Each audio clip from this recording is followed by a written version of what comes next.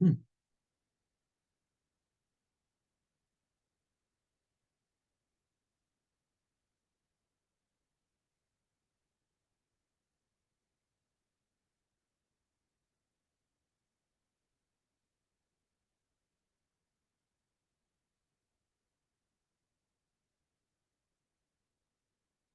Boa noite. Boa Boa noite. noite, boa noite. Boa noite. Boa noite. Boa noite. Boa noite a Boa todos. noite. Boa noite.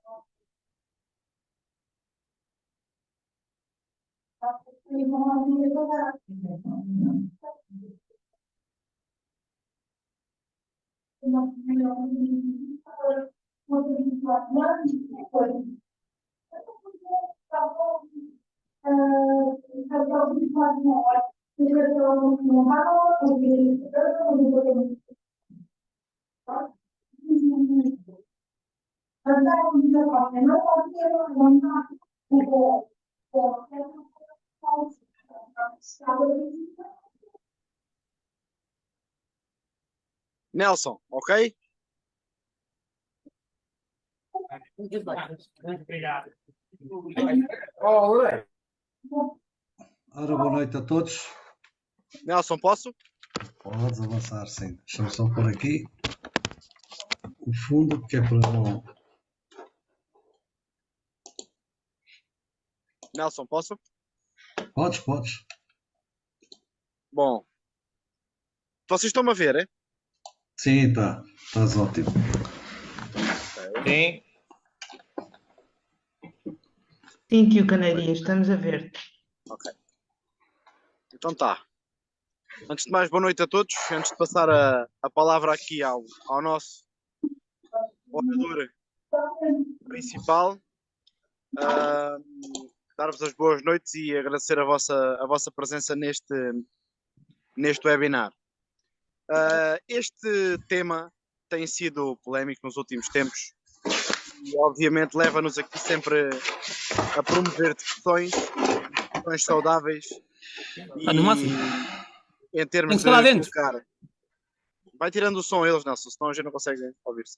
Eu quero tirar o som, mas se não querer, tirar a ti, percebeste? Pronto, este tema, nomeadamente a questão das imobilizações de coluna, que tem sido muito falada ultimamente, tem gerado alguma polémica e só com espaços de discussão é que a gente consegue efetivamente ver de onde vêm as orientações, ver de onde vêm as guidelines e não querer inventar a roda nem subverter os temas, dando obviamente o conhecimento daquilo que o Nelson já nos habituou, que é no fundo quem passou pelas suas aulas e quem passou pela sua vida como aluno ou como formador terá aprendido uma coisa certa, que é o aprender a pensar e a raciocinar. Portanto, nestas coisas a gente tem que saber pensar pela nossa cabeça, saber onde é que vamos buscar o conhecimento. E também agradecer ao Nelson esta oportunidade de pôr este tema à discussão, de, de sabermos realmente o que é que temos que fazer neste tipo de situações e que pensamentos críticos e que decisões é que temos que tomar para não ficarmos com umas paldas nos olhos, sem capacidade de raciocinar e fazer porque o INEM diz para fazer ou fazer porque alguém se lembrou que era assim que se fazia sem nos argumentar o porquê. Portanto, Nelson, mais uma vez obrigado por promoveres este espaço de discussão e mais uma vez obrigado à Helpcare porque continua a ministrar formações abertas para todos, independentemente das suas classes e habilitações profissionais. E espero que esta noite seja uma noite profícua de discussão o Nelson tinha que atender uma chamada Tinha que acontecer. e um bom webinar a todos. Não irei ficar muito tempo, mas queria aproveitar este espaço para desejar um bom webinar a todos. E Nelson, a palavra é tua. Obrigado. Ora, boa noite a todos. Para os que não me conhecem, eu chamo Nelson Batista, sou o coordenador técnico e pedagógico da Albuquerque e, além disso, já exerci funções quer no INEM, quer na Escola de São Bombeiros, quer em vários sítios. Mas eu não estou aqui para falar de mim. Nós estamos aqui para falar de uma coisa que motivou, no meu aspecto, alguma flexibilidade, algum espanto para aquilo que saiu, sendo sincero. O que motivou aqui algum trabalho de SAPA, porque foi preciso. Estás-me aqui a deixar falar sozinho. Agora ouviste. Está só a vir com cortes. Espera aí, então. Obrigado por terem avisado. Dê-me só um minuto. Aqui está normal, sem corte nenhum. Pois, às vezes tem a ver com a net de cada um. Sim, o som está normal. Está normal, então não é preciso. Vamos lá ver. Isto motivou alguma análise para tentar perceber o que é que tinha mudado.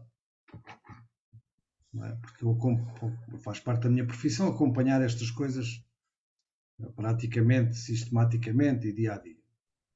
E realmente fiquei espantado com as orientações que saíram. Algumas sim, estão dentro dos consensos internacionais, outras não tanto. Portanto, o que obrigou aqui a algum trabalho de casa, irmos ver afinal, sabia o que é que estava por trás destas questões. E, bom, o que me levou a preparar, não só este webinar, mas também preparar aulas para os meus alunos, que se põe em causa esta questão, no traumatismo vertebral, porque hoje só vamos falar basicamente desta temática, que é o trauma vertebral. Portanto, por isso é que eu pus o tema deste webinar, que era imobilizar ou não imobilizar, eis a questão. Foi a dúvida que ficou no meio disto tudo. Outra questão que também tem vindo a ser levantada, e deixo aqui a pergunta de partida, que no final voltaremos a ela, que é se uma imobilização prejudica um doente. Esta é uma pergunta que também tem que ser respondida. O que é que realmente pode prejudicar o doente? Ora bem, falando especificamente do trauma vertebral, nós vamos aproveitar para discutir um pouco a fisiopatologia associada ao traumatismo, a metodologia de abordagem, que não é nada de novo que vocês já não saibam, mas principalmente os critérios de decisão do que é que eu devo fazer. Portanto, porque é isso que está aqui em causa, que é que critérios de decisão é que eu tenho para poder atuar numa situação em que possa existir suspeita de traumatismo vertebral. Para compreendermos isto, portanto, temos que compreender... Nelson, desculpa lá estar-te a interromper, é que de vez em quando o teu som começa a sumir. Um bocado estranho. Mas deve ser um problema teu, porque não está a acontecer isso com toda a gente. Menos comigo não há interrupções. O meu também está normal. Ele aqui não dá sinal de qualquer problema, mas pronto. Vou estar com atenção nisso. Mas não está. Não. Ora bem, perante isto, temos que falar um pouco da lesão para se poder falar de tudo isto, dos critérios de decisão, da abordagem, do que é que devemos fazer e do que é que não devemos fazer. Portanto, o primeiro conceito que temos que pensar é uma lesão vertebromedular pode ser dividida em três tipos, ou em três grupos de acontecimentos. Podemos ter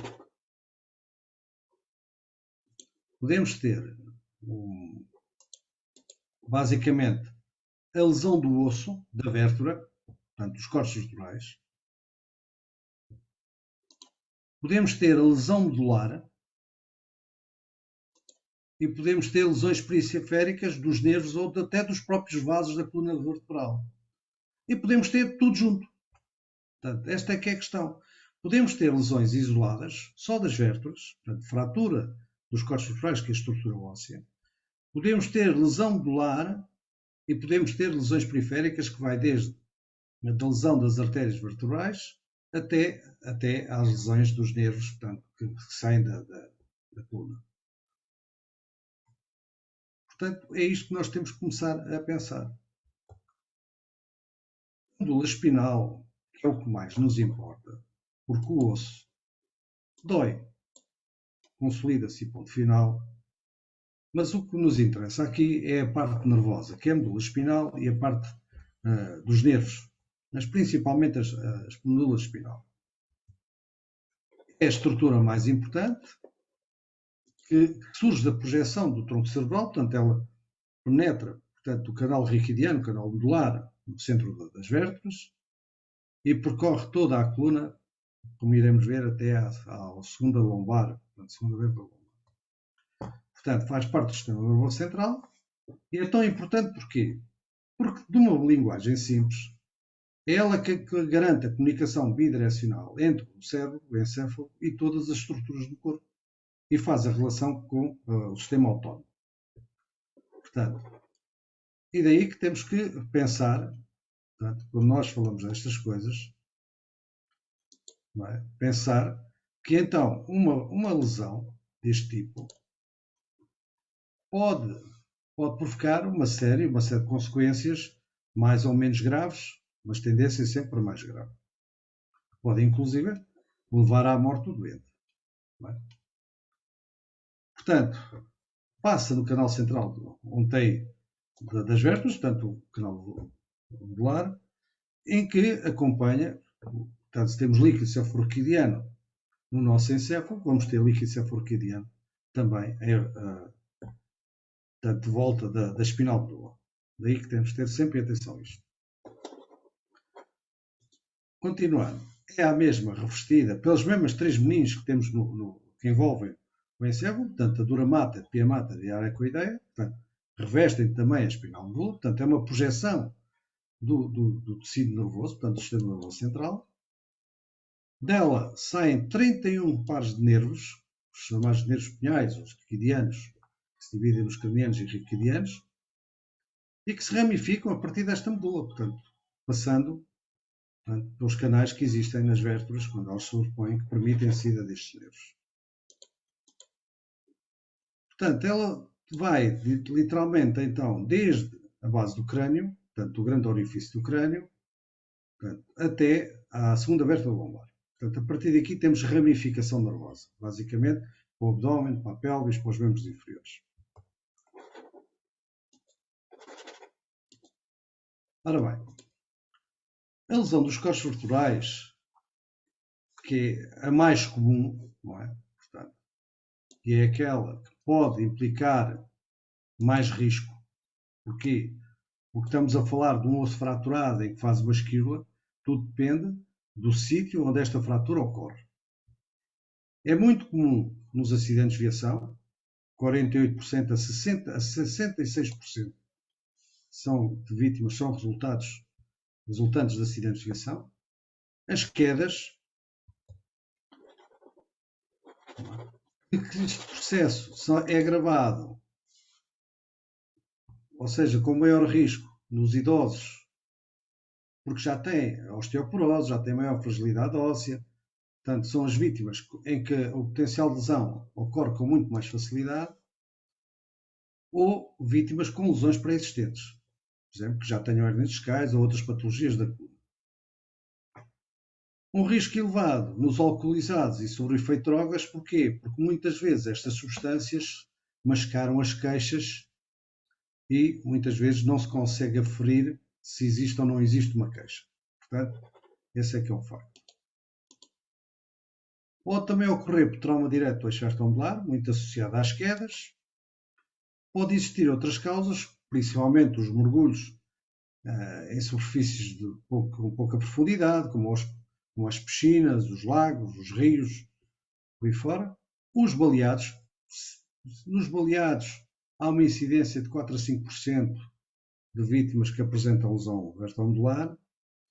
As agressões também, depende de onde é que ocorre, como na incidência, os enforcados, como é lógico, e entre as situações que podem dar origem a este tipo de traumatismos.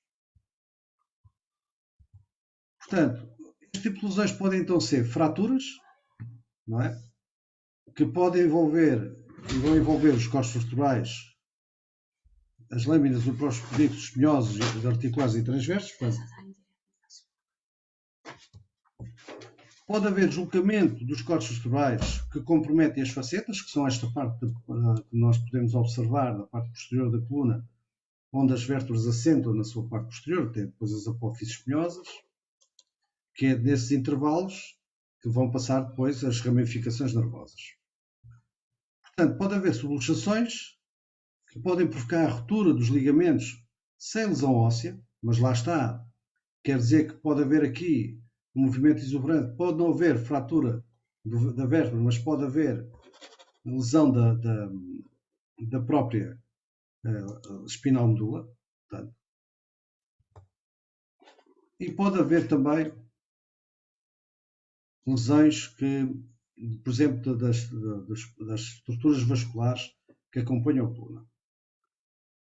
Ou seja, se nós analisarmos isto friamente, nem sempre existe compromisso modular. Ou seja, nós podemos ter uma lesão do eixo vertebromodular sem compromisso modular. E é preciso entender, que é isto que algumas pessoas têm alguma dificuldade em entender, que quer dizer que um doente pode ter lesão vertebromodular sem apresentar, pelo menos no imediato, déficits neurológicos que identifiquem o potencial de lesão.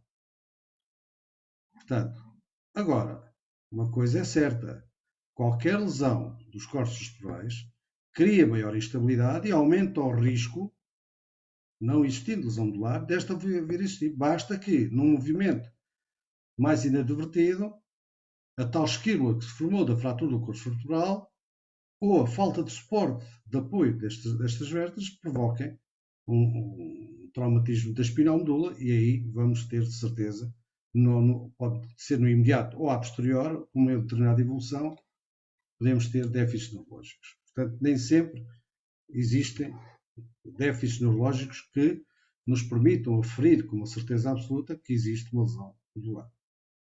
Mas volto a repetir, isto não quer dizer que não possa existir lesão do eixo vertebromodular.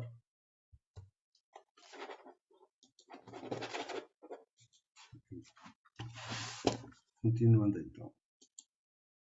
Vocês podem pôr questões se quiserem no chat, ok? O Zoom tem um chat, podem lá pôr as vossas perguntas ou esperam pelo fim da sessão que estou disponível para depois poder esclarecer aquilo que for possível esclarecer. Portanto, a lesão da espinal medula, digamos que é aquela que mais nos preocupa. Porquê? Porque é uma estrutura frágil, portanto, dela sai o conjunto de nervos, 31 pares de nervos, que permitem a comunicação com todos e relacionar com todas as estruturas do organismo, o que quer dizer que a gravidade de uma lesão destas também está dependente da zona em que esta lesão atinge. Por exemplo, uma lesão cervical pode rapidamente levar à morte do doente porque o doente simplesmente não consegue respirar. Não é? Portanto, deixa de haver qualquer dinâmica de controle da função respiratória, o doente deixa de respirar. Portanto, podemos também ter, em resultado das fraturas dos corpos vertebrais, não haver lesão medular, mas haver, por exemplo, lesão das ramificações nervosas que saem da espinal medula. Portanto, que, lá está, também serão tão mais graves consoante as zonas que atingem. O que é um facto é que qualquer lesão do eixo vertebromodular que atinja a espinal medula, se não provocar a morte do indivíduo, vai, de certeza, provocar o sofrimento atroz deste doente, porque são lesões limitantes, definitivas, muitas vezes nos casos, em que os doentes depois não perdem mobilidade, perdem uma série de funções que lhes retiram qualidade de vida. Portanto, e causam sofrimento para o resto da vida. Portanto, é preciso ponderar muito bem isto. Muitas vezes estamos muito preocupados com o risco de vida e esquecemos que uma lesão não avaliada corretamente, não abordada corretamente, pode não pôr em risco a vida do doente, mas vai pôr em risco, de certeza, a sua qualidade de vida e vai provocar sofrimento que era desnecessário. Já basta o acidente inicial que provocou a situação. Ora bem, na abordagem à vítima, então, que já todos nos lembramos disso, é preciso ter em consideração que, em trauma, a metodologia é o XABCD.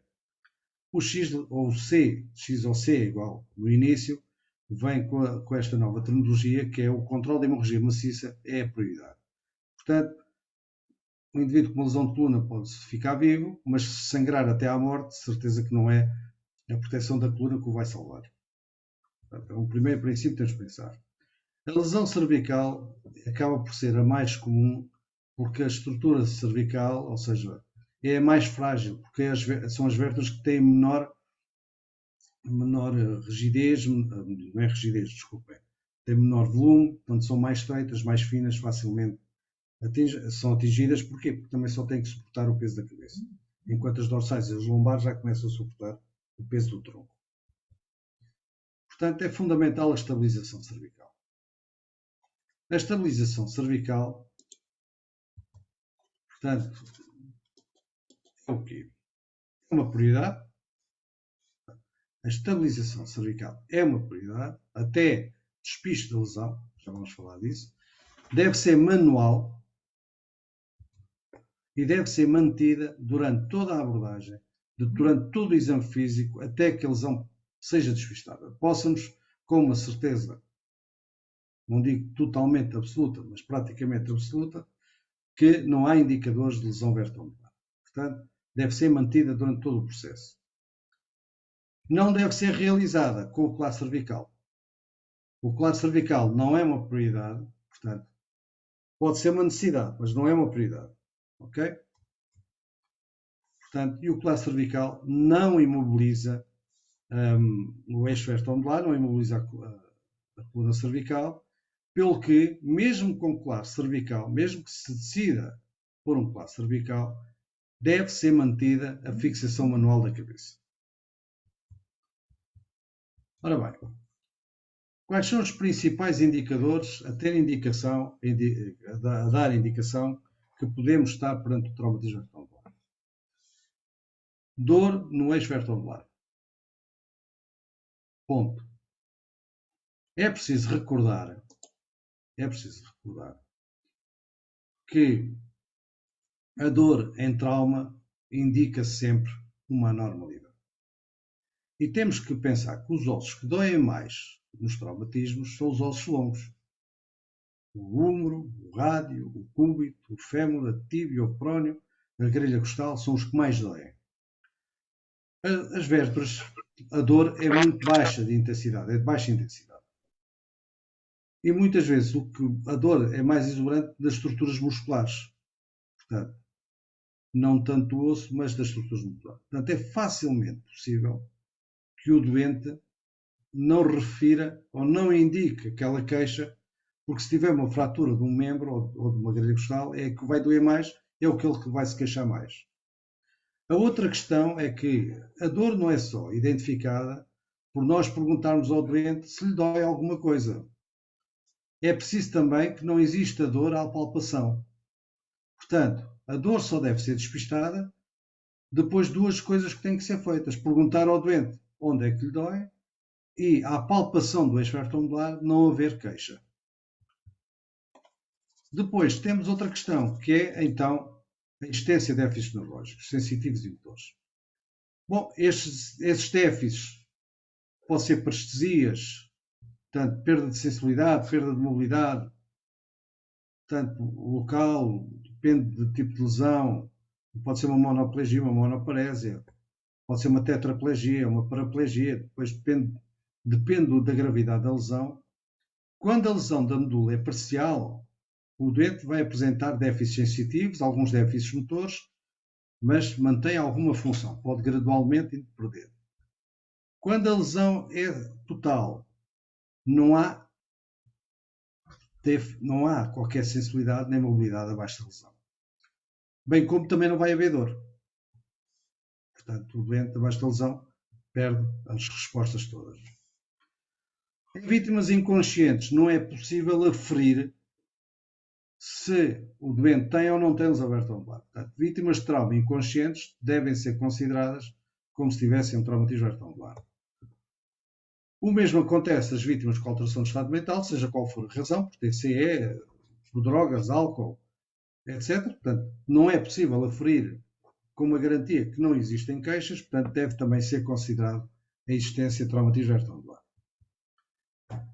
Se estivermos perante colisões de alta velocidade e vamos estabelecer um padrão das colisões de alta velocidade acima de 50 km/h, portanto, o risco de existência de lesão medular é alto, portanto, requer muito mais cuidado na avaliação do doente e no despiste de lesão.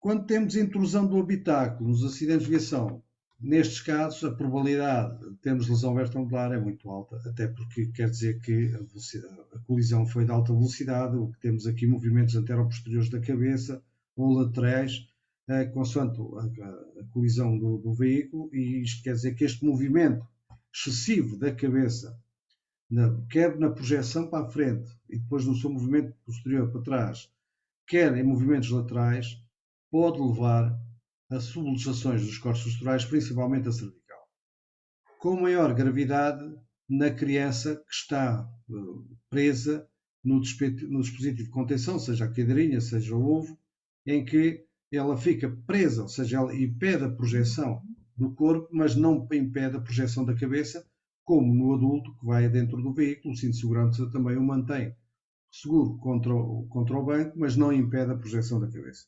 Quanto maior for a velocidade da colisão, maior o risco de haver esta lesão, que muitas vezes chamamos de decapitação interna.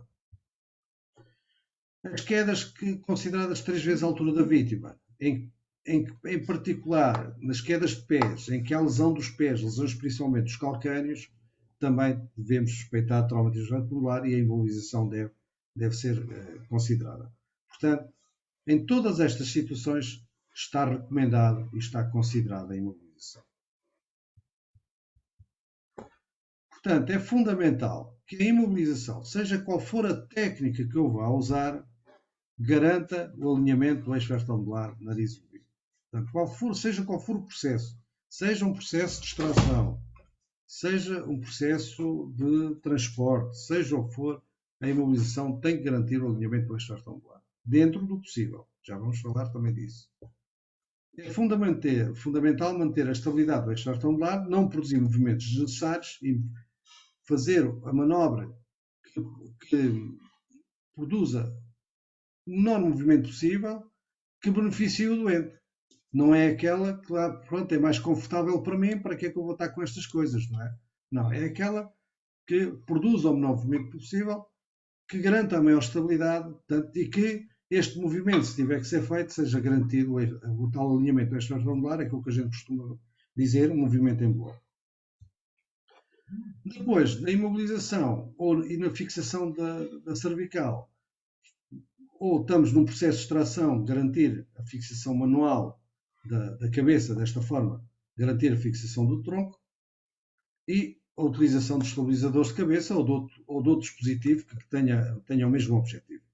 O que é preciso entender é que quando nós fazemos a imobilização do doente, a fixação da cabeça total, ou seja, a imobilização da cabeça para impedir o movimento da cervical, deve ser antecedida da imobilização do corpo da vítima, do tronco. Para quê? Porque é mais fácil acompanhar o movimento da cabeça, caso o doente o faça, do que acompanhar o movimento do tronco do doente, caso ele o faça.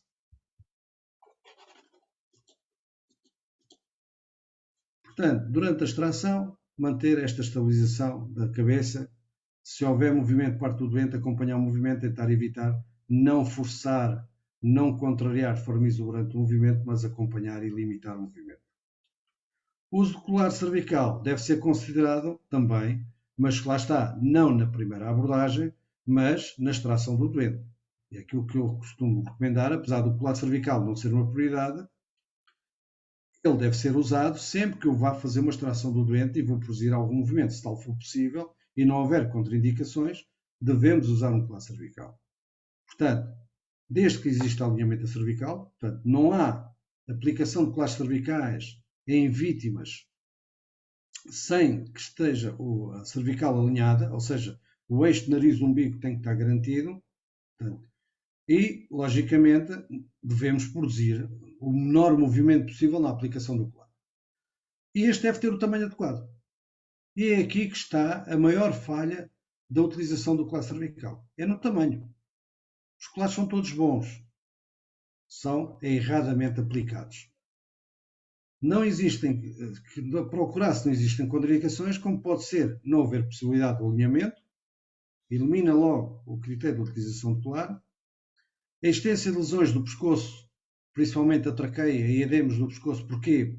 São processos inflamatórios que vão evoluir e o colar vai acabar por estrangular estas estruturas, agravando e podendo haver compromisso da via aérea. As queimaduras é um caso específico, portanto, porque vai inflamar, vai edemaciar, e é um caso específico disto. Corpos estranhos empalados, logicamente, porque senão vamos ainda agravar mais a lesão. E os doentes estomatizados, porque ao contrário do que muitos dizem, este orifício que nós verificamos na peça anterior do colar não é para o doente estomatizado, porque o estoma, num doente destes casos, está apoiado sobre o punho do externo, ou seja, a parte superior do externo.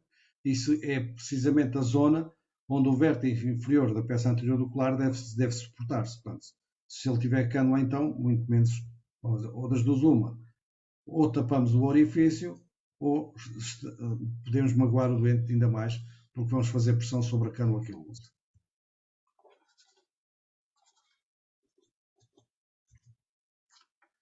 Ora bem, a questão do colar cervical também é uma questão que realmente o consenso diz aqui algumas coisas que temos que valorizar. E se vocês repararem nestas orientações, cada vez, e nestas e não só, hoje naquilo que são os procedimentos em trauma, da principal literatura, PHTLS, ITLS, por aí fora, se vocês repararem, já existe alguma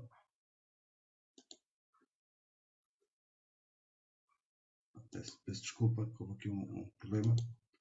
Já existe alguma limitação no uso do colar cervical. Isto porquê? Não é que o colar cervical seja prejudicial, que pode ser, vamos ser sinceros, pode ser. Tem a ver, é que os estudos que foram feitos indicam que a maior parte dos técnicos, e não é só o pessoal da emergência pré-hospitalar, produz muito mais movimento, na maior parte dos casos, na aplicação do colar, do que se não o fizesse. Portanto, esta é que é a conclusão dos diversos estudos que existem. Ou seja, o colar cervical, na sua generalidade, não é prejudicial, apesar de ter critérios, e vamos falar dele, tem a ver com a aplicação do colar, porque muitas vezes mexe-se muito mais o pescoço da vítima para pôr um colar do que aquilo que era se eu não fizesse essa imobilização. Portanto, o que quer dizer também que eu posso fazer a imobilização do eixo vertebral sem recurso a um colar cervical. Ok?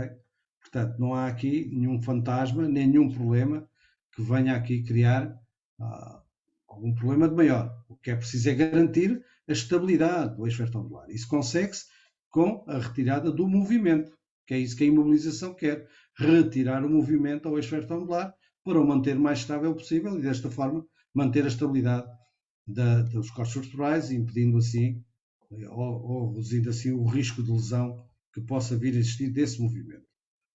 Portanto, essa é uma questão que tem sido polémica. A outra questão que eu estou a ver que tenho aqui um problema, já está, que tem a ver com a questão dos traumatismos cranioencefálicos. E realmente os estudos indicam, eu vou explicar porquê, se o computador quiser colaborar comigo,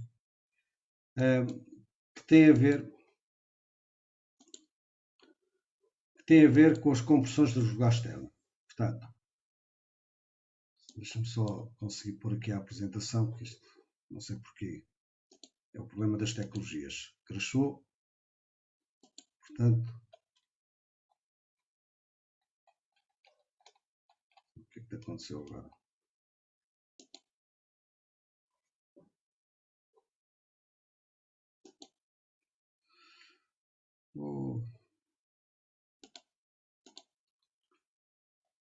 Só mais um minuto.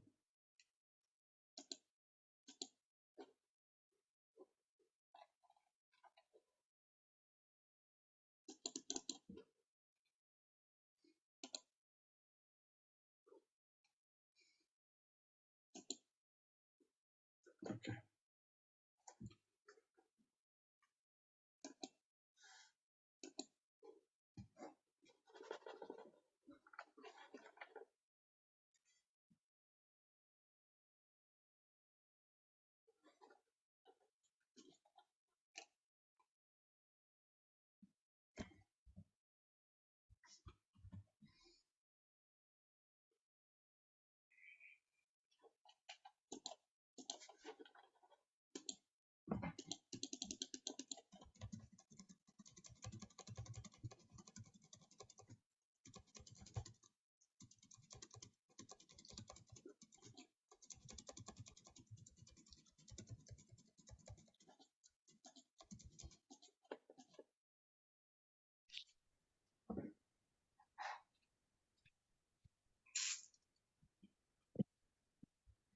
Volto a pedir desculpa que isto aqui às vezes as tecnologias não querem colaborar.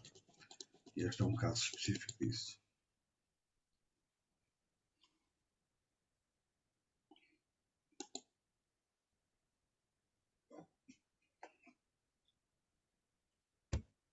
Deixa eu ver o que aconteceu aqui.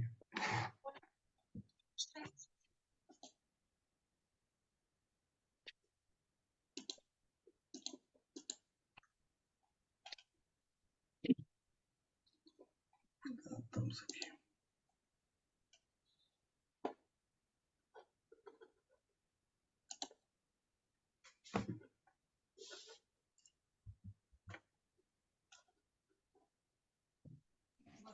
Isso é sabotagem. É, às vezes acontece. A gente está cá para isto. Ora bem.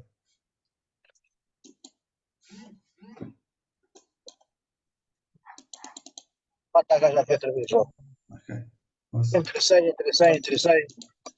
Portanto, estamos aqui. Ora É bem. impressão minha ou a Beatriz está mais nova? Já estás a dar tanga à Beatriz, pronto. Sim, sim. Ora bem, então o que é que eu estava a dizer? O colar cervical não é isento de risco. Primeiro risco, Mas tu estás a conseguir, toda a gente está a conseguir ver está a dar a apresentação. a apresentar. Não, Agora sim, agora a apresentação sim. mudou. Apareceu, Ok, sim. agora sim. Agora está. Agora Está Agora em já tela está. cheia. Tela está. cheia com a imobilização e remoção. Está. Ok. Estamos todos a ver a questão do colar cervical, é isso? Sim, está tudo. Ora bem, porquê é que os estudos indicam que o colar cervical pode aumentar a PIC num caso do traumatismo cardioencefálico? Lembrar que a PIC é a pressão intracraniana. Portanto, quando nós temos o traumatismo do encéfalo, neste caso do cérebro, qualquer processo desencadeia-se um processo inflamatório, ele aumenta de volume. Ou pode haver hemorragia, um hematoma, que vai aumentar volume dentro de uma caixa fechada, que é o crânio. Este aumento de volume vai pressionar o líquido cefalorraquidiano, levando ao aumento da pressão intracraniana. Porque também vai depois reduzir o fluxo de sangue ao cérebro. Porquê? Porque ao comprimir o próprio tecido, ele também vai comprimir os vasos que irrigam o tecido. O problema é que, ao colocarmos o colar no pescoço da vítima, e principalmente atendendo ao erro que se verifica continuamente na utilização dos colares cervicais, em que o pessoal basicamente é um colar a olho, portanto não tem atenção as medidas, o tamanho, a altura do colar em relação à vítima. Ao aplicar o colar, vai fazer compressão da jugular externa. Ora bem, da jugular interna não tão incidência, mas da jugular externa, que é mais superficial, vai ser comprimida, havendo depois também alguma compressão da interna. Ora bem, as jugulares são aquelas que fazem o retorno do sangue da cabeça para o coração. Se eu reduzo o diâmetro da veia jugular, não é? O que é que vai acontecer? vou reduzir o fluxo sangue venoso de retorno que vem do crânio. O que quer dizer que a pressão sanguínea dentro das veias que estão no crânio vai aumentar, obrigando ao maior processo inflamatório, maior edema e ao aumento da pressão intracraniana. É por isso que os estudos indicam que, caso exista evidência de traumatismo crânioencefálico, deve-se evitar o uso do colar cervical. Isto é tão mais grave quando o pessoal não mede adequadamente o colar, ou utiliza um colar grande, ou utiliza na maior parte um colar pequeno. E ao fazer isso, ainda vai fazer, porquê? Para depois conseguir o ajuste do colar, vai fazer o quê? Apertar ainda mais o colar, aumentando a pressão sobre as veias jugulares. Portanto, e desta forma agrava a lesão. Estão a entender? Perceberam o que é que eu disse? Portanto, essa é a limitação, por isso é que existe essa, que é consensual, aparece hoje, é consensual na abordagem do doente em trauma, com traumatismo crânioencefálico, a limitação do uso do colar. Portanto, essa é uma questão consensual agora. No entanto, a própria imobilização do eixo vertebral também tem algumas particularidades que nós temos que ter em atenção. Eu já falei aqui e disse que uma das vítimas mais suscetíveis a ter uma lesão vertebral são os idosos. Não só porque temos aqui uma menor flexibilidade do próprio eixo vertebral, com problemas de osteoporose com maior incidência na mulher. E as próprias alterações da marcha associadas ao envelhecimento, que estão responsáveis por muitas das quedas que eles dão. O facto é que a própria lordose acentuada que se vai ganhando com o envelhecimento, não é? Acaba por comprometer o alinhamento eixo-vertebral. E isso tem de ser ponderado na imobilização e na extração, principalmente na extração, e depois na imobilização tem que ser assegurado. Por exemplo, se eu tiver a fazer uma imobilização ortostática que não está desrecomendada, ao contrário do que muita gente diz aí, porque pode ser necessário para manter a estabilidade do eixo vertebral, eu posso ter que preencher a parte posterior, porque o idoso não vai, a parte occipital, a base do crânio, a base da cabeça, não vai apoiar completamente sobre o plano. E se eu vou forçar este alinhamento, eu posso estar a agravar ainda a lesão que ele tem, ou provocar uma lesão. Portanto, daí que, se necessário, para manter a própria posição natural da cabeça, que normalmente pende para a frente, portanto, a sua posição mais anterior, devemos preencher a parte posterior e, desta forma, fazer a extração do doente. Por isso é que nem sempre nem nunca é a velha questão do trauma. Em crianças também temos algumas particularidades que temos que valorizar, que é um occipital mais pronunciado. Portanto, a cabeça da criança pequena é mais desproporcional do que parece. Normalmente isto é muito acentuado entre os 3 anos, 5 anos de idade, mas até aos 3 anos. E então em crianças com menos de um ano é preciso ter muita atenção. E logicamente, se eu colocar uma criança numa superfície plana e dura, eu vou provocar um desalinhamento completo da região cervical e inclusive provoca obstrução da via aérea pela flexibilidade da sua traqueia e da própria forma da sua via aérea. Portanto, não está recomendado. Neste caso, a imobilização numa extração, que vou utilizar um plano, por exemplo, eu tenho que compensar esta desproporcionalidade do tronco, da base occipital, fazendo uma elevação do tronco. É lógico que, se nós estivermos a falar em acidentes de viação, mas lembrem-se que não existem só acidentes de viação, não é a única causa da lesão vertebral. Portanto, há N causas. Mas na criança, sendo sincero com vocês, o trauma vertebral é de muito baixa probabilidade em crianças, mas é de alta probabilidade em acidentes de viação em que existem colisões acima dos 50 km/h, por causa da projeção da cabeça. Portanto, daí que nos acidentes de viação, em que existe realmente deformação do habitáculo após a colisão, deve-se fazer a imobilização da criança, e esta imobilização tem que garantir esta desproporcionalidade da cabeça. Outra questão que se põe, eu pus aqui as fotografias com colar cervical de propósito. Existem colares cervicais pediátricos. Estamos todos de acordo. Agora, se eu quero manter... O pior cenário que eu posso encontrar numa criança não é a criança agitada, a chorar, ou a berrar, ou a recusar que lhe toquem. Uma criança que está nesta condição está bem. O problema é a criança que está parada. Lembra-se do Tickless, não é? Com pouco tónus, pouco interativa, um olhar fixo. Esta é uma criança que está lesionada. Portanto, e então aí eu devo imobilizar. Agora, a aplicação de um colar cervical na criança pode provocar mais ansiedade na criança, maior desconforto, o que vai, se ele se puder mexer, ele vai querer atirar o colar. Como qualquer outra vítima, até mesmo a vítima adulta, se o colar estiver mal aplicado, ela quer atirar aquilo dali para fora. Portanto, deve ser ponderado muito bem o uso dos colares cervicais. Portanto, ter atenção então às colisões acima dos 50 km/h.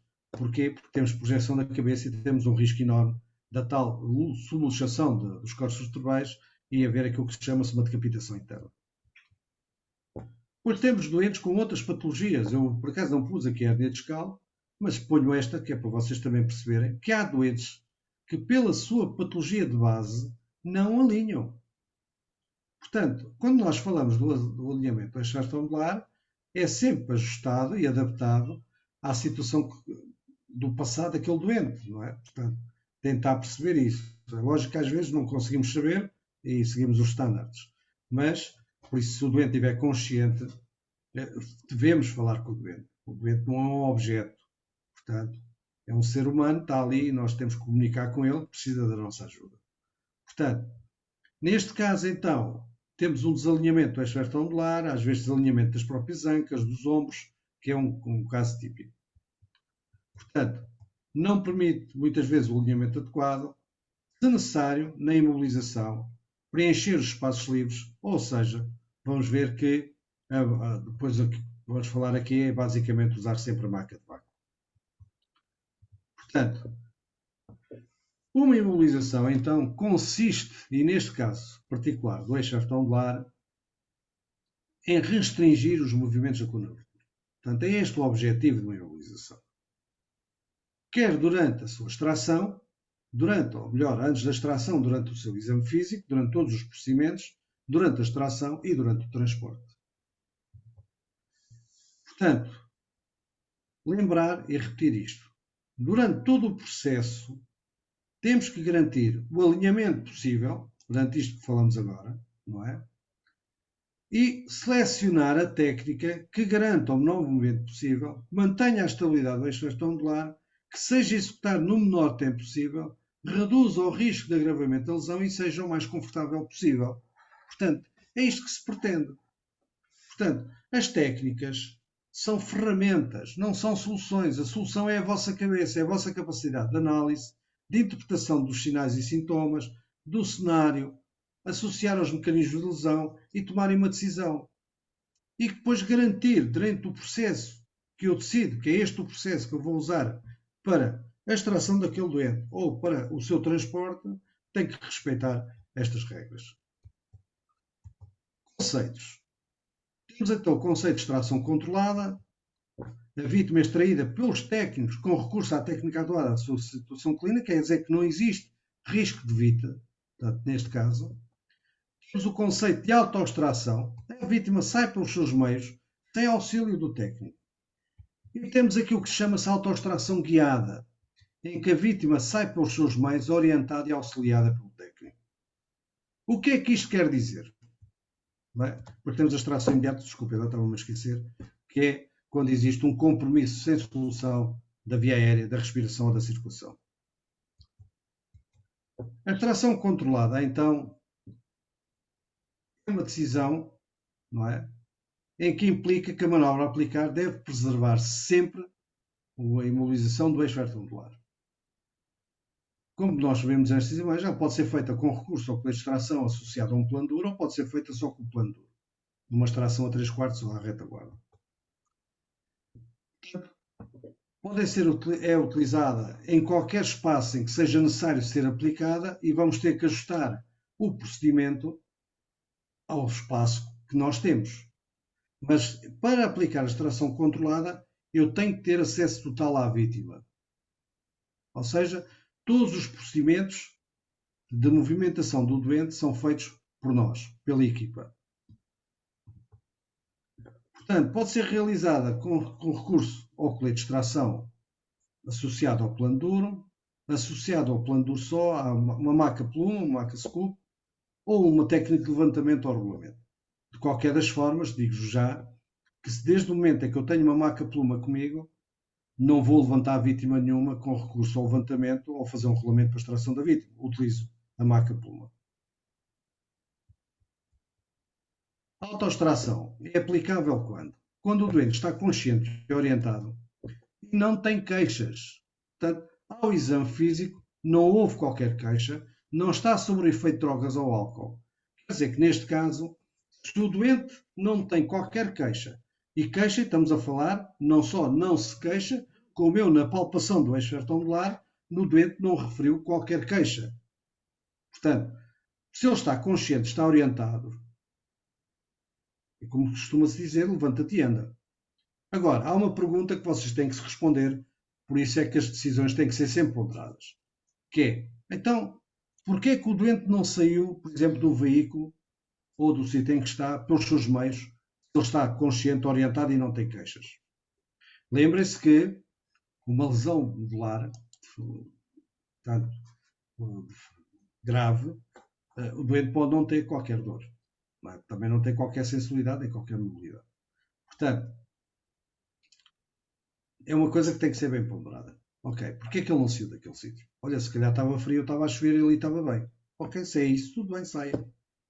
Portanto, não tem que ter nenhum problema a pensar nisto e não se assustem por eu estar a dizer isto.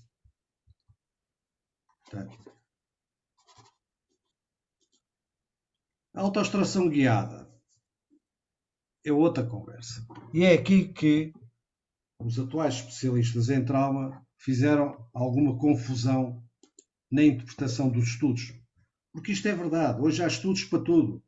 E eu, se quiser um estudo que diga o contrário daquele, existe um estudo que diz que aquele então não tem razão de ser. Portanto, os estudos valem o que valem.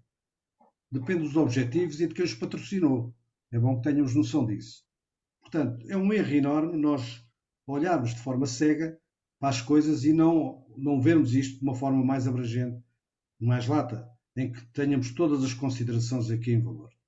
E eu penso que foi esse o erro desta orientação que saiu em relação ao traumatismo vertebral, principalmente num chavão que já não se usa colete de extração, não está recomendado o colete de extração, ou já não se faz isto, ou já não se faz aquilo, que agora tornou-se hábito, principalmente em alguns cursos, das pessoas dizerem isto já não se faz, não é assim, isto já não existe. Não. Tudo é válido desde que o doente ganhe com isso. Portanto, a autoextração guiada pode ser aplicada num doente que tem dor no eixo vertebral, em que ele tem mobilidade. Ou seja, o doente consegue se mexer. Mas quando é que eu faço isto? Quando eu não tenho condições de aceder ao doente e fazer uma extração controlada. Em que, se eu for tentar fazer as manobras naquele espaço, naquele sítio, naquelas condições, eu vou produzir muito mais movimento, vou aumentar o risco de agravamento da lesão do que se eu pedir ao doente, explicando ao doente o que é que eu quero que ele faça, porque o doente defende-se nesse movimento. Portanto, é uma exceção à regra. Eu não consigo aceder ao doente, se eu posso até conseguir aceder, mas dos meus atos, vou prejudicar ainda mais o doente, então é preferível, se o doente for capaz e não for possível criar os acessos necessários, eu pedir ao doente, olha, veja lá se consegue, movimente-se para aqui, ou posicione-se assim, ou posicione-se assado, e então depois já conseguimos fazer uma extração segura do doente. Portanto, não é aquilo que andam para aí a dizer que é, mesmo que tenha dor, levanta-te e anda. Porque um doente, desde o momento que tem dor no eixo articular, não conseguimos aferir, não é? De certeza absoluta que não tem lesão, até pelas explicações que já vos dei. Portanto, E vocês têm que entender outra coisa. É que estes estudos que utilizaram de referência, que pelos vistos são feitos em ambiente hospitalar. Ou seja, só é possível aferir com uma certeza absoluta a ausência de lesão em ambiente hospitalar.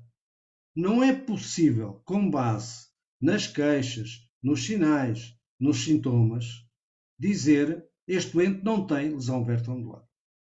Perceberam? Porque nós não temos raios nos olhos, nem temos taques nos dedos. Portanto, é bom que se pense nisto, porque eu penso que é esse o erro que temos aqui em cima da mesa. Porque estamos nesta fase do campeonato a pôr em risco aquilo que se ganhou durante 40 anos, que foi um rigor e que foi dos reconhecidos já internacionalmente como dos melhores neste tipo de ação, porque logicamente trabalhávamos por excesso. Portanto, a autoextração guiada, que sim existe, que até houve agora um estudo recente dos australianos, em que até dizem claramente que a extração feita pelos técnicos confirma-se que é mais segura do que aquela que é feita utilizando a metodologia de autoextração guiada, como é lógico, não é? Bem como também os estudos indicam que todos os profissionais da emergência, na sua generalidade, oferecem alguma resistência na aplicação da autoextração guiada, portanto, tentam sempre fazer uma extração controlada do doente. Se for possível, ótimo. Se não for possível, terá que ser a exceção. Portanto,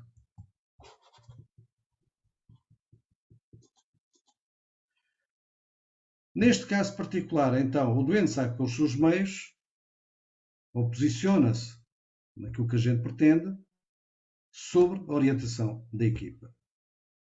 Portanto, não é dizer a um doente que tem uma queixa, consegue sair, então saia. Perceberam? A extração imediata ou rápida, chamem-lhe o que quiserem, que é um conceito que a Escola Nacional Inglesa introduziu, é aplicável. E lembrar, quando temos uma enxaguinação sem controle, mas como também temos um compromisso da via aérea sem resolução, um compromisso respiratório sem solução, ou de circulatório sem solução. Por exemplo, não é lógico nós estarmos a fazer uma extração controlada se eu tiver um doente, por exemplo, com pneumotórax, não é? Ou com traumatismo torácico severo. Como também não é lógico utilizarmos um colete de extração numa vítima com traumatismo torácico. Porquê? Porque vou restringir os movimentos, não é? Portanto, temos as situações de risco imediato para o doente, quer do ponto de vista clínico, quer do ponto de vista da segurança. Portanto, é legítimo e é aceitável e não é censurável se eu tiver uma vítima numa zona em que eu não posso abordar o doente naquele sítio por causa da segurança, está em perigo, não consigo assegurar a segurança do doente, remover o doente para um local seguro e fazer os procedimentos. Tento é remover nas melhores condições possíveis para tentar impedir o agravamento da sua condição clínica. Portanto, é o primeiro princípio. Mas não se esqueçam que em primeiro lugar está sempre a segurança da equipe. Portanto, nestes casos, a vítima é extraída pela equipa com proteção da região cervical. E outra coisa que eu vos vou dizer aqui, nós estamos a falar ao nível profissional. A chave ROTEC, que o INEM insiste em meter na formação, é uma técnica que não garante, não está provado de forma alguma que faça a proteção cervical do doente. E é para ser ensinada a socorristas leigos, que na ausência de uma equipa profissional fazem a extração do doente.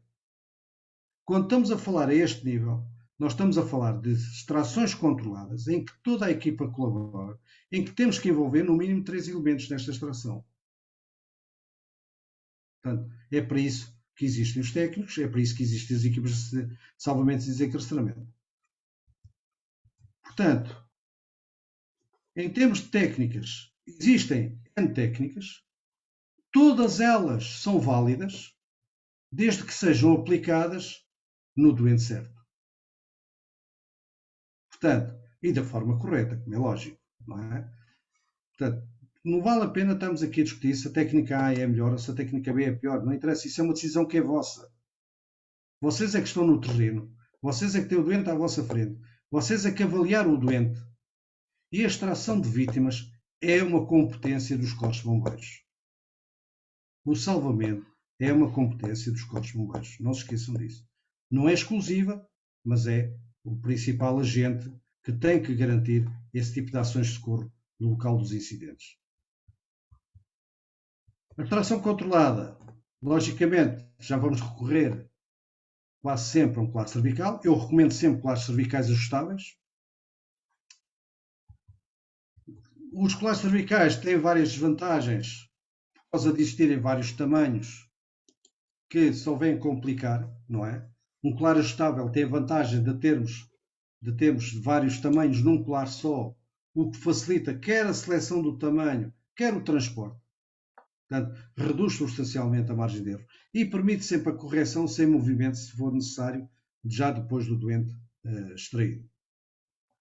Temos sempre um risco grande de movimentos na aplicação do colar e temos sempre um risco de agravamento da PIC nos traumatismos cranioencefálicos, daí eu ter explicado que isto ainda é mais agravado se o colar for o colar errado para aquele pescoço.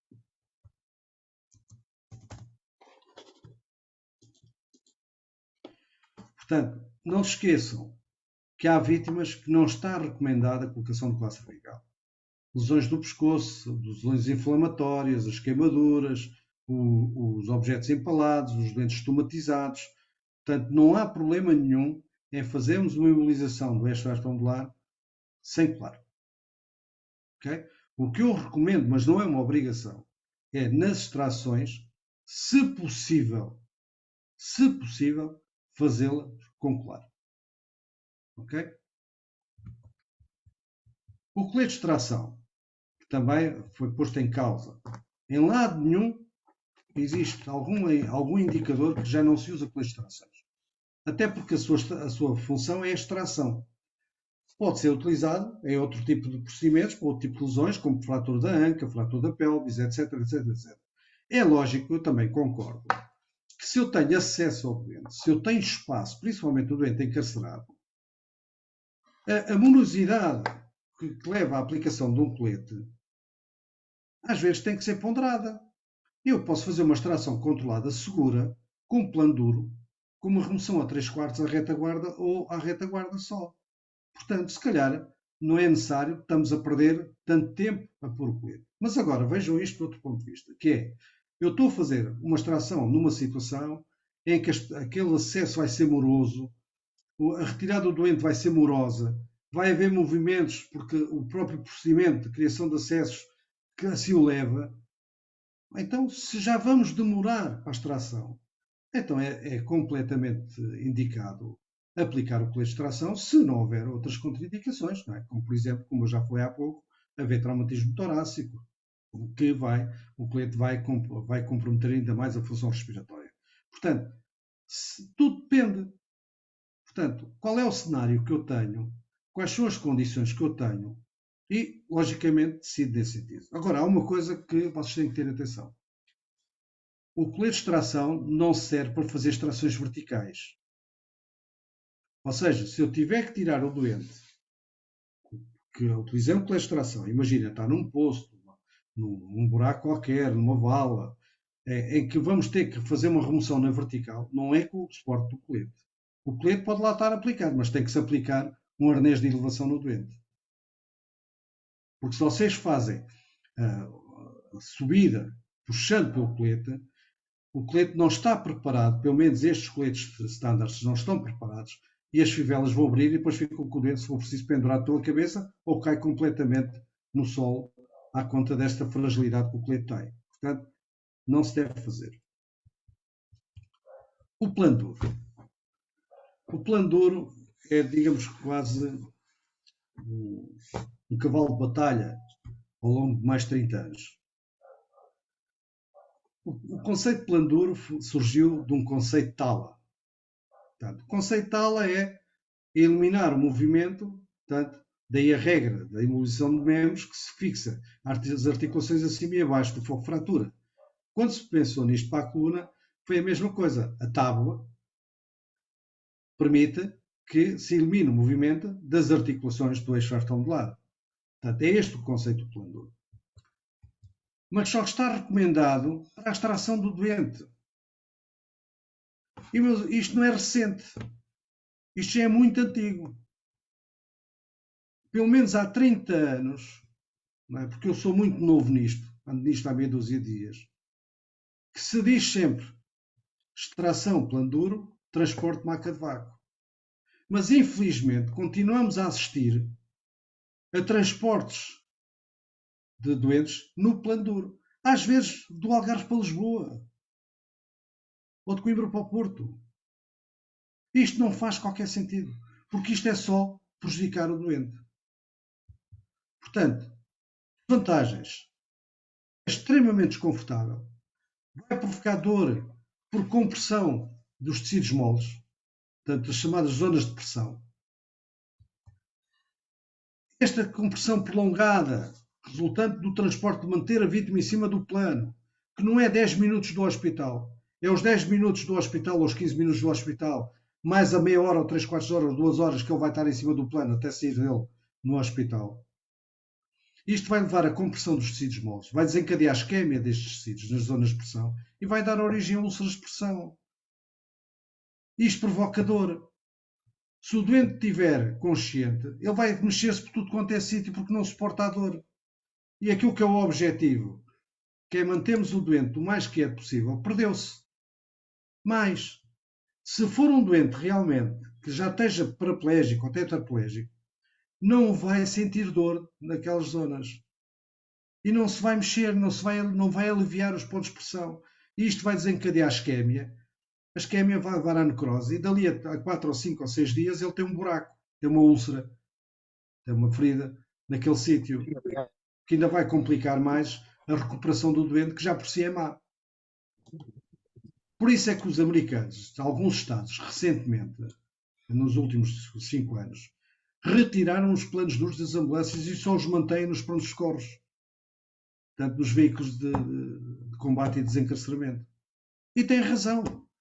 E basta ver o dia-a-dia. Basta olhar, basta estar num hospital e continua-se a ver as vítimas a chegar em cima do plano. Portanto, o plano não é para transporte. De uma vez por todas, passem esta mensagem. Alterem os vossos hábitos. Eu sei que o ser humano é resistente à mudança. E quando nós achamos que há anos que fazemos tudo da mesma maneira, normalmente fazemos asneira. Portanto, que é o problema que temos aqui. Portanto, deve-se evitar o uso do plano duro. Deve-se evitar, não. Vamos corrigir isto. Não se deve utilizar o plano duro para transportar vítimas para os hospitais. Para a extração, sim. Para transporte, não. Ok? Portanto, a outra questão que o plano tem. Há aqui um que está a perguntar se não se pode usar o plano por baixo da maca de vácuo. Não, já lá vamos. Outra questão que o plano tem é que limita o posicionamento da vítima. Outro conceito que mudou, que temos que cada vez mais pensar nisto, é as vítimas não devem ser transportadas em decúbito solo completo, porque isto só vai aumentar o desconforto respiratório. Portanto, as vítimas devem ser transportadas com a cabeceira da maca, portanto, o tronco elevado, cerca de 20 graus pelo menos, que é para facilitar, diminuir a compressão sobre o diafragma, pelos órgãos abdominais, manter as secreções da base, facilitar a expansão torácica, diminuir o desconforto respiratório. Portanto, se eu utilizar um plano duro, anulo por completo essa capacidade da maca de fazer essa posição e, logicamente, só estou a provocar mais desconforto ao doente, em que, se ele puder, vai se mexer para se aliviar. A questão do plano duro debaixo da maca de vácuo.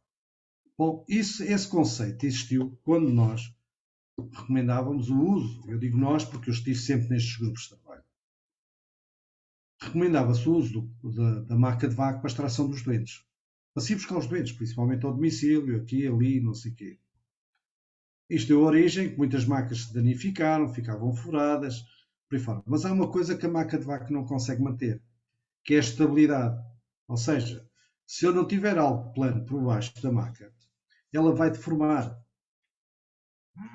Por isso é que se recomendava, nestes casos, transportar a maca de vaca em cima do plano duro.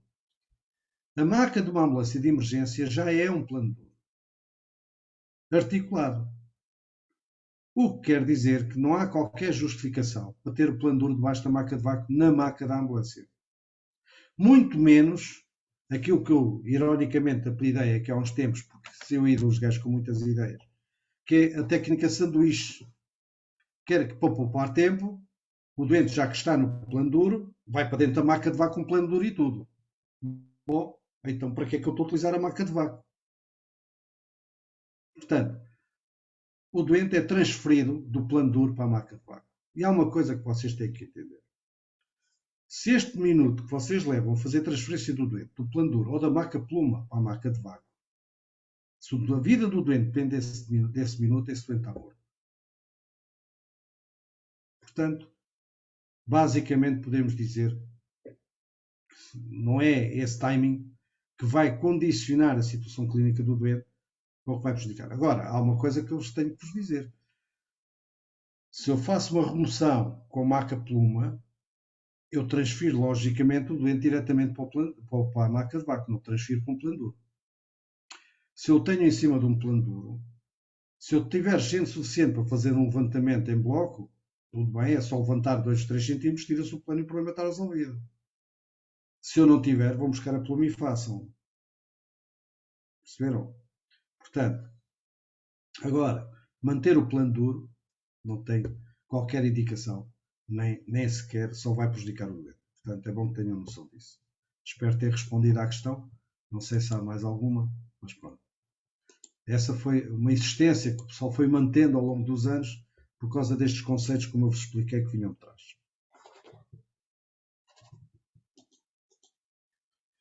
Portanto, o plano duro, além de provocar dor, além de aumentar o risco de surgirem as úlceras de pressão, de limitar o posicionamento e provocar desconforto torácico, portanto, também vocês, por muito bem que façam uma imobilização, não vão conseguir manter a estabilidade, a não ser que preencham todos os espaços e façam fixação por cima.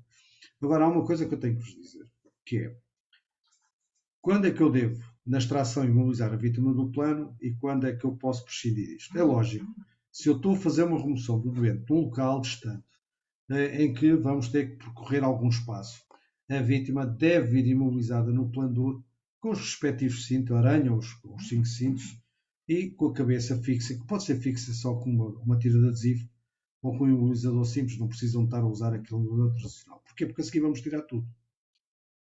Portanto, é tão simples como isso. Agora, se eu tenho a maca da ambulância com maca de vaca, junto, perto do doente, basta manter a estabilidade, fazer um transporte de calma, ou seja, da extração, remover o doente com calma até à maca da ambulância, transferir e está feito. Agora, não fazem aquilo que acontecia e continua a acontecer de vez em quando, que é eu ver um doente em cima do plano duro com os imobilizadores de cabeça colocados, mas sem cintos. E depois o doente escorrega e fica pendurado pelo pescoço. Estão a entender? Portanto, o plano duro só está recomendado. E metam isto na vossa cabeça de uma vez por todas. Só está recomendado para a extração. A maca pluma, ou scoop, como quiserem chamar, ou colher, por aí fora, é um plano duro articulado.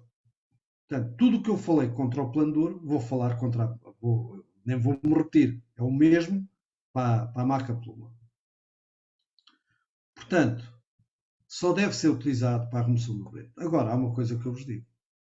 Se eu tenho um doente acessível, ou seja, no chão, no espaço em que é possível aplicar uma pluma, a remoção deste doente deve ser com uma pluma. Se o doente está em ventral, roda-se o doente para dorsal, faz outra vez a abordagem do doente, verifica-se os ABCDEs, e a seguir, se eu vou extrair, utilizo uma pluma. Por que razão? É que vou fazer um rolamento para o plano, que é mais instável, vai trazer mais problemas e que aumenta o risco sobre o doente. O rolamento é uma técnica ótima. Por exemplo, num doente que está em dorsal, eu rodo o doente para observar o dorso. E depois volto a deitar. Tudo depende das condições que eu tenho no terreno. E mais, outra questão que nós temos que pensar é, muitas vezes, nós não temos condições. Tenho o doente num espaço difícil, às vezes até em ventral. Não tenho condições para o rodar. Então eu chego lá com uma pluma, trago o doente na posição em que está e depois com espaço, com condições para rodar o doente, tiro a pluma e rodo o doente para ventral, para dorsal. Portanto, tudo são decisões que têm que sair da vossa cabeça. Portanto, as técnicas, como eu vos disse, não são soluções, são ferramentas. A solução é aquela que vocês encontram.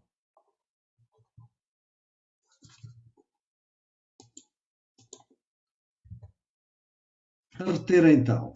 A extração corresponde, então, à remoção da vítima do local onde se encontra até à maca da ambulância.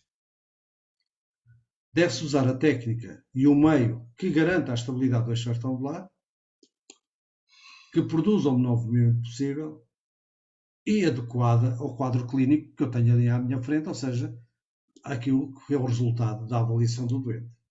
Lembrem-se que a avaliação é que determina toda a ação sobre o doente. O transporte corresponde ao encaminhamento do doente em ambulância para o hospital correspondente. Portanto, não confundir os procedimentos de extração com aquilo que é o transporte do doente. Vítimas de trauma, o transporte deve ser realizado sempre em maca de vácuo, ajustando esse transporte à situação clínica do doente. Portanto, o ideal, sendo sincero com vocês, é que as macas das ambulâncias de emergência não tivessem lá o colchão, apesar de muita gente se assustar, não é aqueles 3 cm ou 4 cm do colchão que interferem na estabilidade do eixo retangular. Portanto, podem pôr a maca de vácuo sobre o colchão. Não tem problema nenhum. Mas é lógico que o ideal é ele não estar lá. Porque a própria maca de vácuo foi concebida para ser o colchão da maca da ambulância. Foi assim que os franceses a desenvolveram. Nós é que sempre nos habituamos a ter a maca de vácuo como um dispositivo à parte. Mas aquilo foi concebido para ser o colchão da maca. Perceberam? Portanto, termino com a mesma questão que deixei no início. E até para abrir aqui as hostes na discussão, não é? Porque, vamos lá, é isso, não é? Não se acanhem por questões, ou até pôr em causa aquilo que eu disse. Atenção, estou à vontade. Não é? Portanto, partindo de um princípio, que eu já vos vou dizer, para mim, todas as vossas decisões são boas. Porque são vossas. Quem responde por elas são vocês, não sou eu. Perceberam? Portanto, quem quiser intervir pode ligar o som, tem uns ícones aí que permite levantar a mãozinha. Portanto, quem quiser intervir esteja à vontade. Aproveitem agora. Olha, Bia, não há questões. Boa noite, Nelson. Aqui é o Luís Oliveira, aqui bombeiro da parede, tudo bem? Sim, tudo bem, Luís. Olá, Bia, tudo bem? Ele aparece em todas. É verdade. Ô Nelson, uma perguntinha, faz favor. A situação ali da imobilização, posso usar, tipo, eu uso muita maca pluma, do chão, geralmente, de uma queda do chão, para... É o ideal. Sim, para a maca 4 kg, né? Sim. Eu faço muitas vezes, não sei se isso é certo ou não, muitas vezes, em vez de usar o colar cervical para não deixar a pessoa mais ansiosa, mais nervosa, tento também fazer tipo a própria coquilha, tipo fazer um colar cervical. Isso é bom? Não. É bom e está correto. A própria coquilha tem essa vantagem, que ela vai reduzir, essencialmente, o pessoal não percebe, mas o transporte de uma ambulância tem vários fatores negativos. Temos os movimentos de aceleração e desaceleração da própria marcha do veículo, temos movimentos de vibração das próprias estruturas e temos movimentos antero-superiores, portanto, porque sobe e desce tem a ver com a marcha. Todos estes movimentos são prejudiciais para o doente. A maca de vácuo tem uma vantagem que é que consegue dissipar a maioria destes movimentos, ou seja, reduz as vibrações, reduz os movimentos de aceleração e desaceleração e estas oscilações que o doente sofre. Porquê? Porque ela permite-se ajustar ao doente. Portanto, e isto é uma grande vantagem. Portanto, eu não usar o colado cervical, como eu vos disse, não temos que usar obrigatoriamente. É lógico que a maca de vácuo permite, e tem essa vantagem, que é eu poder moldar a maca ao pescoço do doente e criar ali uma concha, digamos assim, em que ele fica com a cabeça estável. E depois é uma questão de falarmos com o doente, mexa-se o menos possível, porque lembre-se disto, os doentes podem produzir alguns movimentos, eles defendem-se. Nós é que não podemos produzir movimentos necessários. Por exemplo, a questão da imobilização ortostática. Já não se faz? Não, senhora. Ninguém, não está escrito em lado nenhum que não se faz. As pessoas podem omitir, ou não saber, e não ensinar, ou não sabem ensinar. Isso é outra história. Agora, a imobilização ortostática, se necessário, faz. Porquê? Porque se vocês têm um doente com queixa no eixo retangular, e se nos dizem para sentar, vocês simulam, para vocês para sentarem, o que é que fazem? Arqueiam o corpo. Então, se vocês vão fazer um arco ao sentarem-se, se o doente tem uma vértebra fraturada, em que tem lá uma esquerda instável, é uma questão de sorte. Portanto, é lógico que se o doente não tem queixa, está estável, para que é que eu vou fazer uma ortostática? Isso é uma verdade. Mas lá está, tudo isto é ponderado, perceberam? Portanto, não tem que ser nem sempre, nem nunca. Mais questões. O pessoal aí da plateia... Temos aqui uma questão no chat. Transporte em coquilho com elevação a 25 graus? Sim ou não? Sim. Ou tem que ser totalmente plano? Não, acabei de dizer há pouco. A pior posição em que a gente pode pôr o doente é numa posição dorsal completo. Ou seja, num ângulo neutro, 0 graus.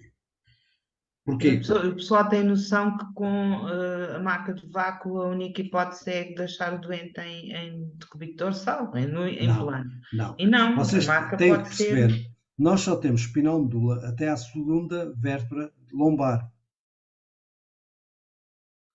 Portanto, a elevação da maca, por isso é que a maca, a parte superior, tem aquela dimensão toda, que é para permitir a elevação sem provocar movimento na zona que tem espinal medula. Portanto, não há qualquer problema. Portanto, agora, não é sentado. Atenção. Estamos a falar de subir a parte superior da maca 1, 2 trincos. Perceberam? Não é levantar e pôr o doente sentado. Nada disso. Portanto, isso não interfere em nada, não agrava, não condiciona nada do ponto de vista da lesão. É lógico que o doente tem que estar posicionado de forma adequada na maca. Portanto, essa é primário, é a questão primária, não é? Mais questões? Nelson. Sim. Acho que é importante se referir que ele deve ter essa elevação da cabeceira quando temos um aumento da pica associado. Também. Aí convém mesmo. E quando tem dificuldade respiratória. Aí também. até pode ser até mais do que 2 trincos, pode ser 3. Não é? Não confundam esta elevação que estamos a falar com levantar a cabeceira quase a 90 graus. Não é isso que estamos a falar. Portanto, vai ser possível e deve ser feita essa elevação, não tem problema nenhum. Aliás, vocês vão de reparar, se estiverem com alguma atenção, as macas americanas têm a parte dos pés mais baixas do que a parte da cabeceira. Como eles transportavam as vítimas todas em plano, o tronco da vítima ia sempre elevado cerca de 10, 15, 20 graus, portanto, dependendo das macas. Portanto, tem esta inclinação já de fábrica. As nossas, que são feitas na Auto Ribeiro, são todas a direita, o que vem de Espanha é todo a direita, não é? Portanto, ângulo neutro, portanto, por isso é que não dão para nada. Mas aqui a elevação da maca não é só para a situação de aumento da pressão intracraniana, nas situações em que é também em termos da qualidade ventilatória do doente, não é? Em termos Lá está, a posição dorsal vai acabar por ficar sempre desconforto respiratório. Porque não só vamos aumentar a tensão sobre a musculatura abdominal e torácica, como vamos também empurrar os ossos abdominais, que ainda agrava mais se tivermos que fazer o Trelleborg, que também se deve evitar, né? Porque a elevação dos membros inferiores só está contraindicada, se necessário ser feita, mas só está contraindicada se houver traumatismo pélvico. Portanto, aí é que eu vou ter que recorrer, se houver hipotensão, vamos ter que recorrer ao Trelleborg. Portanto, acabamos por não ter esse problema. Portanto, é uma falsa questão. Eu sei que são fantasmas que ao longo dos anos, também a malta aumentou, foi restringindo algum conhecimento e algumas manipulações dos doentes, porque tínhamos uma situação de zero, não é? Para fazer alguma coisa, trabalhamos sempre pela segurança. Não quer dizer que estejamos melhores. É bom que tenham consciência disso. Eu acho que estamos a cada vez pior, mas isso é outra conversa. Isso é para um dia, se quiserem discutir o sistema, a gente está cá para isso. Mais questões? Desculpa, Nelson, tu falasse ali, comentasse na situação dos doentes e com uma suspeita de TCE, se não colocar um colar cervical em condições ou grande ou pequeno, é melhor que não colocar? É não colocar. Aliás, mesmo no TCE, as recomendações internacionais não recomendam o uso do colar. Ok. Portanto, não tem esse problema. Portanto, se há... É lógico que há evidência, a primeira evidência é o doente estar inconsciente ou ter alteração do status mental. Portanto, logicamente, se o doente me apresentar autorragia, epistaxis, sangue na cavidade oral sem lesão das estruturas da cavidade oral, isto pode ser um indicador de lesão da base do crânio, como a máscara equimótica, não é? Portanto, a chamada máscara de Guaxinim, a tríade de Cushing. A tríade de Cushing, portanto. Logicamente temos que ponderar isso, não é? E então mais vale um pouco colar cervical. Agora, se eu só estou a suspeitar porque o gajo levou um murro na cabeça, não tem sintomatologia, não tem nada, porque é que eu vou me preocupar com isso? Mas também não me vou preocupar em pouco colar cervical, não é? Porque só se for um daqueles bisontes a levar um murro e que possa provocar um traumatismo da base do crânio e da cervical. Não é? Mais questões? Aí de Sacavém não tem nenhum porta-voz. Nelson, Helder Dias de Sacavém. Temos aqui uma questão do Odair, ele vai fazer questão, ele consegue-se ouvir. Podes falar, Odair. Levanta-te e fala alto.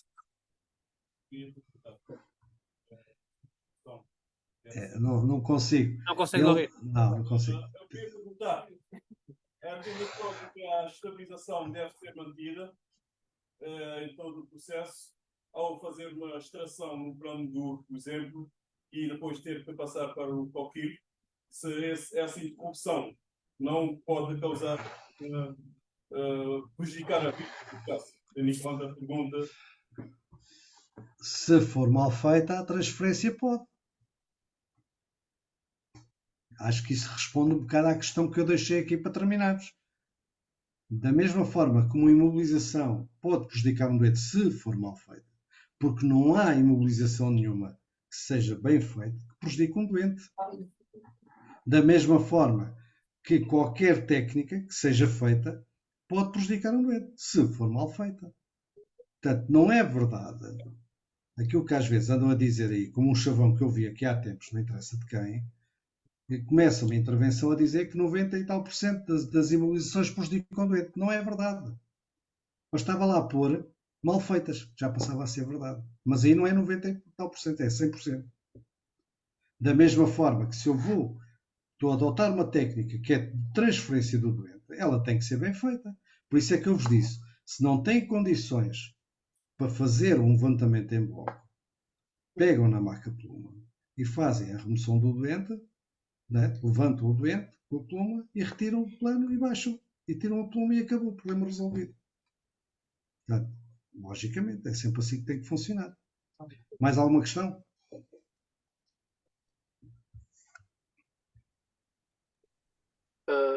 Nelson, desculpa outra vez. Assim, então quer dizer, essa situação, essa princípio, essa alteração do INEM, como você falou, eu é que estou no local, eu é que vou saber se faço ou não faço, não é? É porque tem que tirar, tem que colocar, não tem que fazer, deixou de fazer. Porque, ô Nelson, desculpa, eu já, nesse pouco tempo, olha, essa tua explicação está sendo um espetáculo, porque nesse pouco tempo que saiu isso para fora, eu vejo cada coisa que, olha, que as pessoas estão a pensar que isso ficou uma coisa normal, tipo, como tu diz, levanta e anda. Ah, não se usa mais, não precisa mais. É chegar e ponto final e vai para a maca ou não vai. Está sendo mesmo complicadíssima a situação. Ou seja, tudo que tu aprendeu, parece que eles querem tirar tudo, que não vale a pena, que é uma coisa... ficou tudo mais fácil. Pelo que eu vejo os colegas dizendo isso. Né? Mais fácil para quem? Não. Mais, bem o português, mais mal feito. Não. Disseste bem. Ficou tudo mais fácil. A questão é para quem? É para o doente? Não, eu acho que é para quem vai lá fazer, para quem vai socorrer. Eu vou-vos dizer. Eu quando estas orientações saíram, eu fiquei espantado. E na própria hora fiz uma série de telefonemas para alguém me tentar explicar qual foi a fundamentação, porque nenhuma orientação, aliás, ainda hoje descarreguei uma coisa que é da Associação Americana de Cirurgiões Ortopédicos, que são as abordagens de qualidade em trauma, para o traumatismo vertebral. E tive outra vez a ler aquilo, e não existe em lado nenhum, não aparece em lado nenhum, aquela recomendação que doente com dor não se imobiliza, ou não se faz a extração. Portanto, o que existe realmente foi aquilo que eu vos expliquei. Foi a extração guiada, que é aquela situação de exceção, portanto, as condições são limitadas, nós não conseguimos aceder ao doente, ou vamos produzir mais movimento, é preferível que seja o doente a fazê-lo, que é uma conversa completamente diferente. Mas mesmo as orientações, vêm lá, dor na linha média do eixo vertebral, é critério de restrição do movimento de coluna, ou seja, imobilização. Portanto, tão simples como isso. O que é consensual é a questão do colar, é consensual. A questão do não uso do plano em transporte é consensual. Isso já está mais que consensual, mas já não é de agora. Pronto, ok, tivemos o cuidado agora de começar a esclarecer melhor a história do colar. Há muito tempo que se diz que o colar não é uma prioridade. Pronto, mas agora, pelo menos isso serve para isso. Bom, vou dar a palavra ao João Costa e depois entra o Emanuel Ribeiro. Nelson, a minha palavra era só no seguinte, a falar aí naquilo que diz respeito à imobilização e à extração. Eu acho que aquilo que está descrito é bem claro quando diz que a autoextração assistida é feita quando existe uma dor. Quando existe uma dor e o objetivo é fazer essa autoextração assistida, tal como tu falaste e muito bem, assistida pelo técnico, e se existe uma dor, aquilo que é a restrição do movimento da coluna obriga, tal como voltaste a referir e bem, obriga a uma imobilização. Portanto, acho que o que estamos a confundir, ou a pergunta que foi realizada anteriormente, a confusão que existe é o conceito entre extração e imobilização. Porque não é por a vítima sair sozinha para se proteger da dor que sente, para adotar a posição antálgica, que ela não tem que ser imobilizada. Porque muito pelo contrário, se tem uma dor tem que ser imobilizada, mas pode... Se nós temos acesso à vítima e se conseguimos comunicar com a vítima, pode ser através da autoextração assistida. E é assim que está descrito. Não é? Lá está, é uma questão de português. Agora o Emanuel.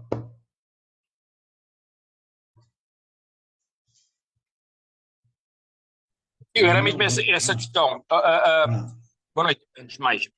Eu era mesmo essa questão. Isto vai da interpretação do português. É precisamente porque, isso. Porque há muita gente que está a fazer confusão que a autoextração é levanta-te e anda. Não. Há que interpretar as coisas. E é isso que está a fazer confusão a muita gente. O problema é que há uma coisa que chama-se doutrina. A doutrina é os procedimentos que são consensuais, que apesar de forma empírica, não tem que haver forma científica de se comprovar e que são corretos e que garantem um determinado objetivo. E o problema é que interrompeu-se a doutrina. Por um erro que tem a ver com a forma como as coisas foram escritas. Porque, não, lá está como eu vos disse, eu quando vi aquilo fiquei um bocado assustado e disse logo, isto vai trazer problemas porque isto vai ser mal interpretado. Porque não está devidamente explicado e que devia estar. Pronto, devia haver esse cuidado.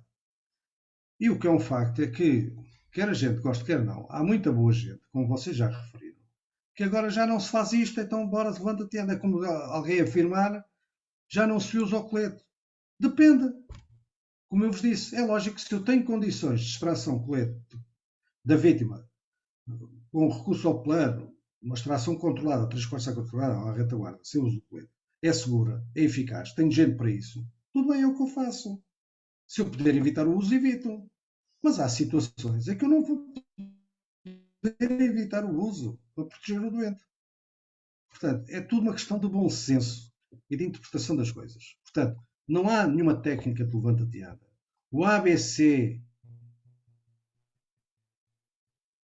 não quer dizer anda, bora para a carrinha. Nós temos que proteger o doente. Sabem porquê? Porque um dia somos nós no lugar do doente. E depois? Como é que vai ser? Digam lá. É que eu já passei por isso, não é? Aqui há uns anos, já passei, o pescoço todo lixado e era eu que estava a explicar, olha, faz assim, faz assado e agora deixa estar que eu faço o resto. Ou seja, eu fiz uma autoextração guiada a mim próprio. Perceberam? Portanto, todos nós estamos sujeitos a ser nós a vítima. E temos que pensar que aquilo que fazemos aos outros deve ser o mesmo que queremos fazermos a nós. A vítima tem direito de ser protegida. Temos que nos lembrar disso, é para isso que nós existimos. Não é? Mais questões? Não há mais nenhuma dúvida? Certeza? Portanto, a resposta a esta pergunta é muito simples. Não há nenhuma imobilização que prejudique um doente, desde que seja bem feita. Aliás, há um chavão que aparece lá subtilmente nas orientações do cuidado depois cá fora, que é, em caso de dúvida, imobilize. Portanto, e é bom que tenham atenção a isto. E uma coisa que eu sempre explico aos meus alunos, que é, ok, então e as questões legais? Quando vocês cometem um erro, mesmo que tenha alguém dito façam assim, a primeira pergunta que o juiz vos faz é se você... Estás com cortes. Deixamos-te ouvir. Agora sim, Fábio. Tens que voltar à pergunta que o juiz faz. Não tens net. Quando vocês cometem um erro e vão a um processo, não é? Fizeram um procedimento do qual surgiu um dano. A primeira pergunta que vos é feita é se vocês tinham conhecimento que esse dano podia acontecer. E não tem argumentos. Porque a seguir o que vos diz é, então, se você sabia que podia cometer esse dano, porquê que o fez? E o que é que... Então, não, posso? Diz, João. E o que é que um socorrista diz a um juiz quando coloca um colar cervical com um aumento da pique e o juiz diz que aquele doente morreu porque colocou um colar cervical inadequadamente numa vítima que tinha um aumento da pique? O que é que o socorrista responde? Portanto, respondendo à tua questão, há imobilizações que prejudicam o doente. Se forem mal feitas. Se forem mal feitas. Se forem desadequadas. O que não podemos afirmar é dizer, à boca cheia, que as imobilizações prejudicam o doente. Isso não é verdade. Qualquer procedimento, seja uma imobilização, seja uma extração, qualquer ação que eu pratique mal feita, pode provocar dano, pode prejudicar o doente. É bom que tenhamos noção disso. Por isso é que o pessoal não se deve cingir só, terminou o curso, está feito. Não. Os cursos só vos dão o conhecimento, dão-vos as ferramentas. São vocês a vossa maturidade. Estás a ter muitos cortes, não se profissionais. percebe nada o que é que tu dizes. Agora está a falhar bastante. Não só a imagem fica travada, como não Pivô. Bom, agora espero que estejam bem. Meus amigos, foi um gosto estar aqui com vocês esta noite. Obrigado pela vossa atenção e pela qualidade de terem estado aqui. Hei de organizar outros webinars, estamos sempre de vez em quando a fazê-los. Este era pertinente. Sempre que precisarem de alguma coisa, meus amigos, podem entrar em contato com ele, que eu estou sempre disponível. Às caras conhecidas, foi um gosto voltar-vos a ver. Uns mais antigos, outros mais recentes. O pessoal de Sacavém, está todo no auditório. Epá, ótimo por essa mancha humana que está aí, que mostra João, eu também gostava de saber importância fazer que tem isso. este tema. Não é? Portanto, divirtam-se. coração. Luís Canaria, não sei se queres dizer alguma coisa para O próximo fechar. webinar é sobre corações. É corações. Tinha que ser a Sónia, tem que ser a Sónia. Segunda-feira estou em Bruxelas. Está bem, está bem. Vá, Luís, queres dizer alguma coisa? Não? Meus amigos, boa noite a todos. Façam uma coisa que é o malta que já saiu, que é, alguns não se identificaram com o nome no Zoom. O que quer dizer que eu não consigo ter o registro. Obrigado Portanto, pela formação. obrigado por tudo. Ajudou muito. Obrigado por tudo. Nelson, eu não consegui entrar através ou seja, tive que entrar através do Facebook, porque eu através do Zoom não estava a conseguir entrar. Dava erro. Qualquer das formas, a sessão foi toda posta em live no Facebook. Vai ficar lá guardada no grupo da Elquer. Portanto, podem sempre voltar a rever o vídeo. Independentemente, isto é uma lição do curso TAS que a gente dá, que é uma lição que eu introduzi, em que vocês podem consultar sempre que quiserem. Também está disponível no YouTube. Portanto, usem e abusem. Obrigado a todos. Até à próxima. Obrigado, nós. Boa noite. Boa noite, Nelson. Um abraço. Elaborar muito bem o plano semanal e planear. Tchau, beijinho. É uma das coisas que vocês têm que perceber e têm que ou pedir ajuda